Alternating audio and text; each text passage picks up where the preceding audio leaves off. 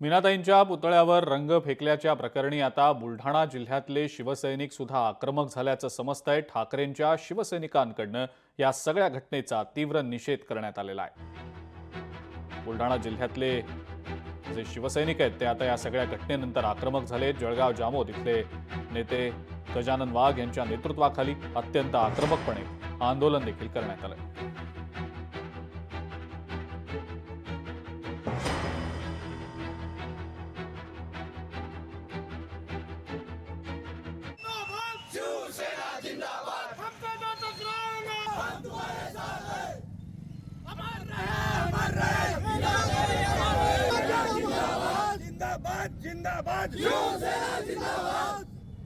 शासनाला आपल्या माध्यमातून आम्ही सांगतो की संध्याकाळपर्यंत जर आरोपी अटक झाले नाही तर उद्या बुलढाणा जिल्ह्यामध्ये रस्ता रोको व गाव बंद करून उग्र आंदोलन केल्याची बुलढाणा जिल्हा शिवसेना गप्प बसणार नाही। कारण ज्या ठिकाणी नेहमी 24 तास पोलिसांचा बंदोबस्त असतो अशा ठिकाणी जर आमच्या मातोश्रीचा कोणी समाजकंटक विटंबना करत असेल तर आम्ही त्याचा निषेध करतो आणि शासनाला त्वरित त्याचा अटक करण्याची मागणी करतो।